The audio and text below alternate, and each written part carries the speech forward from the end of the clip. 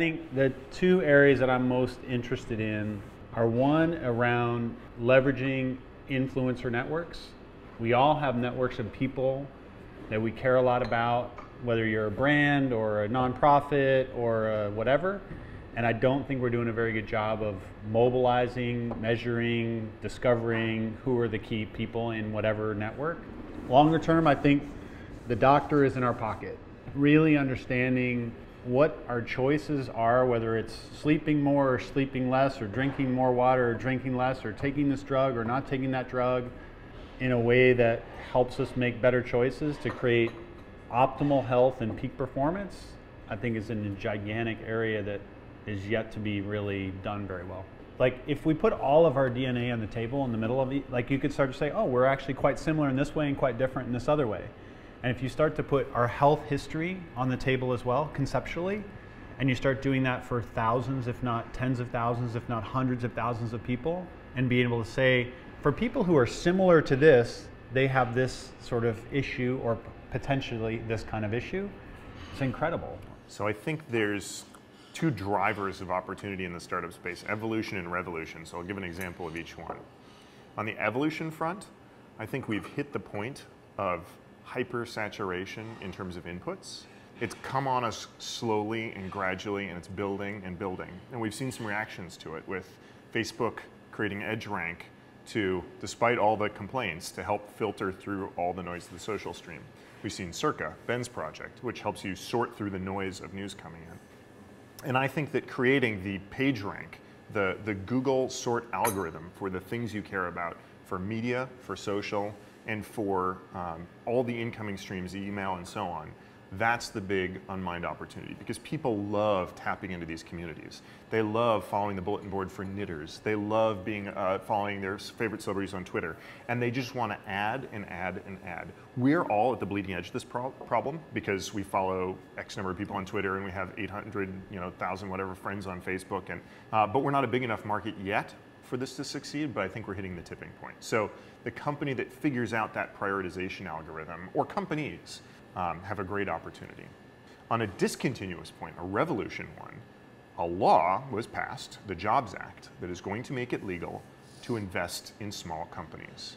And there is a phenomenal opportunity here, but not the one most people think. This is not about investing in Techstars and Y Combinator companies and new software startups and everything else. They get the money they need to a greater or lesser extent. Those options are available. This is about investing in your friend's idea for a bar that serves oxygen carbonated drinks.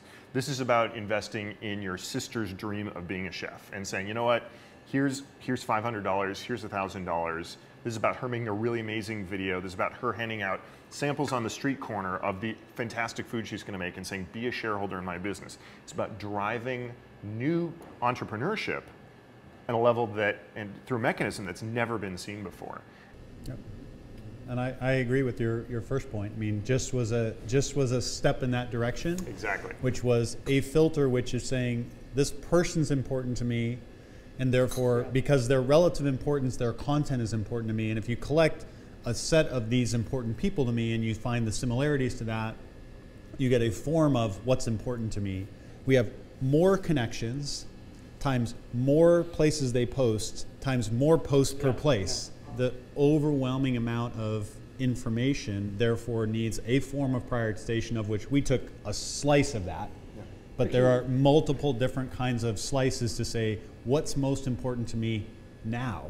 Actually, my research at the university for the last decade has been about extraction and summarization and distillation of it. Think of a machine that reads on your behalf and both allows you to read, right, all those newspapers and websites and blogs that you didn't have time to read, and brings back the stuff that's important, and says, you know what, that book, right, like Steve Jobs' biography, great book. It's kind of a long book and actually kind of repetitive. Here's the Cliff Notes version, including some stories that would really mean a lot to you. It's not just the facts, but we're now developing technologies that can do that with varying degrees of efficacy. And I think all those are pieces of it. So there's filtering, there's prioritizing, and then there's condensing. One of the big failures of internet personalization is that we don't know why that was chosen, right? Because if I'm following you and you recommend an article, I know the context of why that was recommended and why it appears in my stream. The problem of pure machine recommendation is I clicked on an article about a cake, and now I've got all this cake news. I'm like, why do I want cake news? Like, what is this machine doing? I don't trust it. There was this great article in the Wall Street Journal called "Help My TiVo Thinks I'm Gay." Yes, yes. And it was basically talking about the existential dilemma caused when you are misprofiled and your life is being programmed for you in a way that you are not comfortable with. That's right. So I hate making these predictions because I'm usually wrong. So what I like doing is I like breaking down into macro. So we tend to be wrong in the next 3 years, but we tend to be very right about the trends that will occur over the next 10 years. So some of the stuff that I'm seeing, so there's every person born from this point on out across the globe will experience the internet for the first time using a mobile device. Right? So we can blanket say that 10 years from now, when those children are 10 years old and starting to go to school, that mobile devices have to be at a point where it has advanced many, many cycles through. Another thing I'm seeing is the cost of components for electronics and Wi-Fi devices that can sense and communicate have come down to such a low price that embedding a sensor in almost everything becomes no-brainer.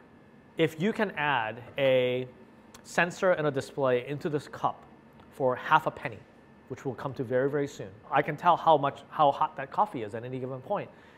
If that chip has the ability to communicate with something, then it can tell that when that coffee falls below a certain point in my cup, or a certain temperature, that I should be asked for a refill. We're already seeing that now. Your phone has like a dozen sensors built in. It's a tricorder. Yeah, it's a tricorder. We just don't know how to use it yet. Imagine if everything around you had that capability. What could you do? What can you layer on top of that?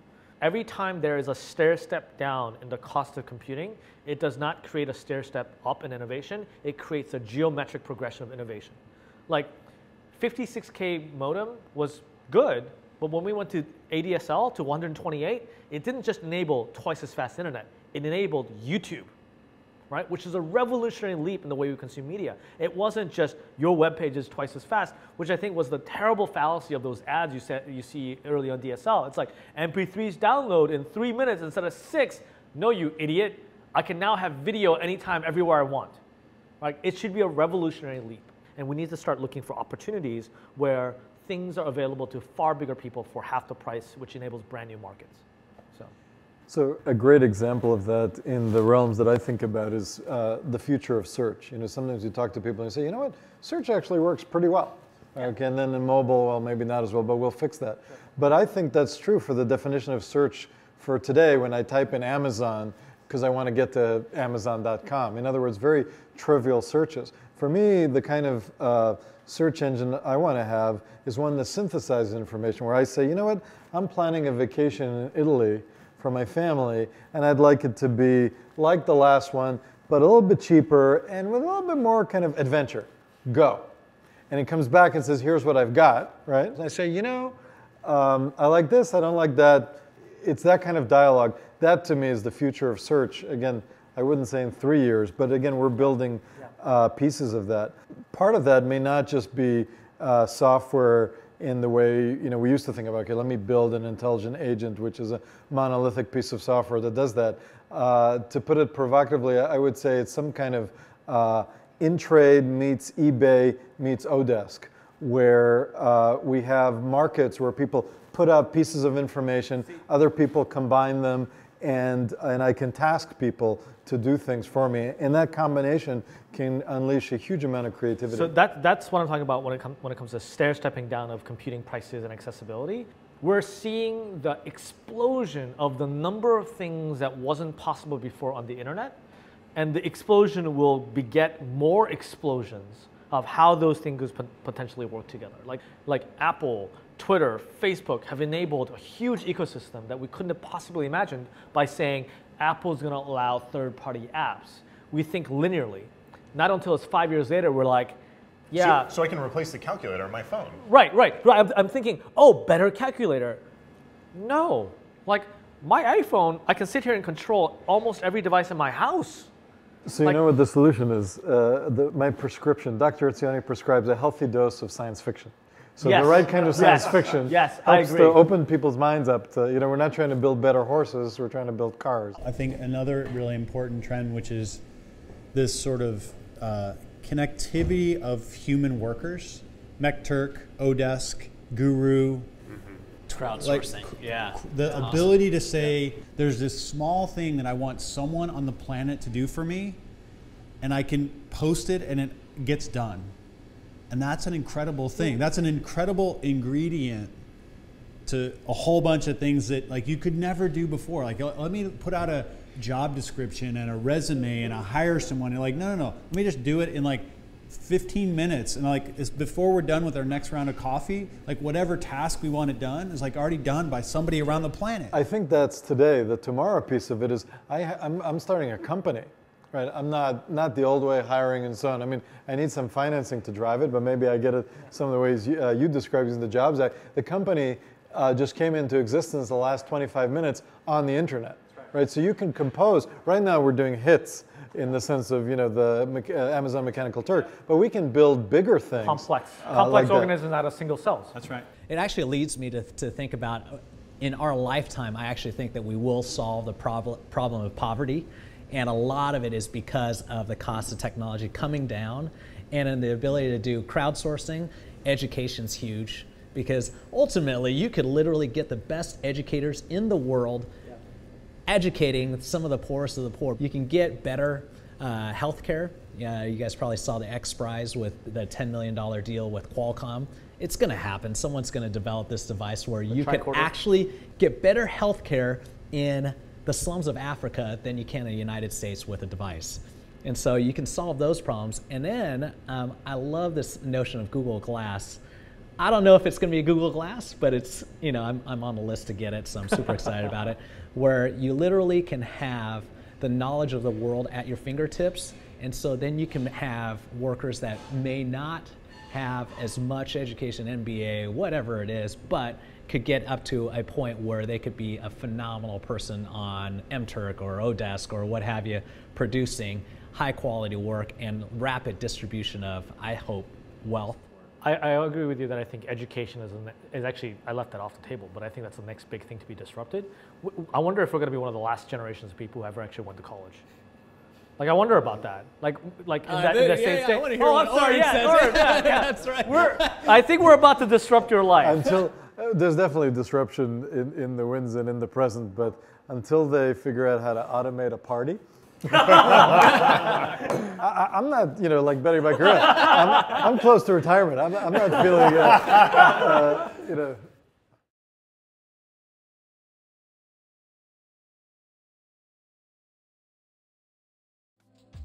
I think if there's a bigger trend in technology, it's the fact that you wear that and the rest you don't have to think about it.